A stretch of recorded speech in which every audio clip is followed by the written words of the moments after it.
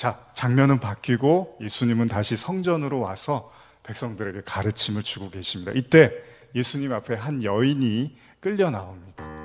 이 여인은 간음을 하던 중에서 사람들에게 잡혀온 여인입니다. 사람들의 목적은 하나였습니다. 선생은 어떻게 말하겠나이까? 고발할 조건을 얻고자 시험함이로라. 다시 말하면 예수님께, 자, 이런 상황에서 너는 뭐라고 할 거니?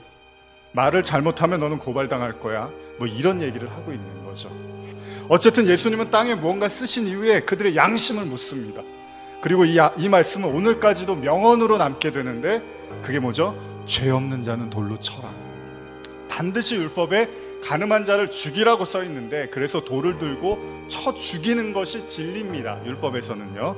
그런데 지금 저 예수라는 청년, 30대 초반밖에 안 된 저 청년이 그동안에 굳건히 믿어왔던 율법에 대한 혼란을 야기시키기 시작하는데, 뭐냐면 단 한 번도 이 사람들은 의심하지 않았어요. 간음하거나 부정한 사람들을 볼 땐, 율법에서 죽이라고 하는 자를 볼 때는 반드시 돌을 들고 던지면서 죽어야 된다고 했어요. 그게 맞는 거고, 그래야지 직성이 풀리고, 그게 하나님의 정의라고 믿어왔는데, 저 예수라는 사람의 행동과 말은 그 무언가는 모르겠지만 자신들의 모든 신앙을 조금씩 뒤흔들고 있기 시작하더라는 거죠. 근데 예수님은 여기서 그치지 않습니다.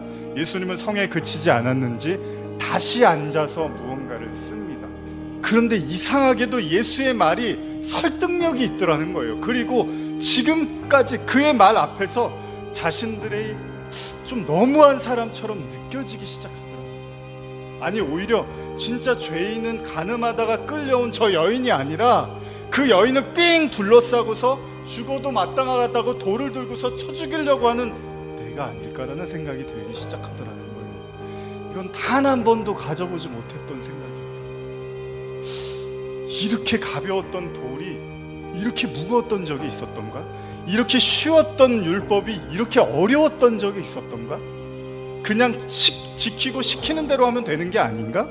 라고 생각했는데, 예수라는 자가 그동안에 믿어왔던 율법에 의문을 제기하게 만들더라는 거예요. 하나님의 말씀에요, 감히 생각이라는 걸 하게 만들었어요. 예수가. 만일 이 자리에 예수님이 안 계셨으면 어땠을까요? 바리새인도 있고 간음하던 여인도 있고 그를 죽일 많은 정의로운 신앙인들도 있었어요. 그런데 예수님이 그 자리에 안 계셨으면, 잘 보십시오, 여인의 운명은 거기서 끝납니다. 바리새인들은 하나님의 이름으로 율법을 집행했다는 자부심으로 든든했을 것이고요, 사람들은 돌을 들어서 여인이 피 흘리고 숨을 거둘 때까지 쳐 죽이면서 하나님의 율법을 실천했다는 자부심을 가지고 있었을 것이고, 마지막으로 여인은 끝없이 날아오는 그 비난의 돌멩이를 맞으면서 철철 피를 흘리며 자신의 운명을 저주하며, 그렇게 자신은 하나님의 심판을 받는구나 라고 영원한 죽음으로 끌려갔겠죠. 이상할 것 없는 하루였습니다. 유대인들에게는 자주 볼 수 있었던 일들이었습니다. 그러나 이 모든 건 다 비극입니다. 그 자리에 만일 예수가 안 계셨다면 그들 모두는 하나님의 진노의 심판의 대상이 돼버리는 겁니다. 죽은 여인도, 돌을 던지는 사람들도, 율법을 집행하는 바리새인도 다 싸그리 심판의 대상을 면하지 못한다는 겁니다. 그들의 신앙은 비극입니다. 아무도 이것에 의의를 제기하지 않고 아무도 이것에 문제를 삼지 않으면 그들은 평생 그렇게 살다가 죽는 거죠.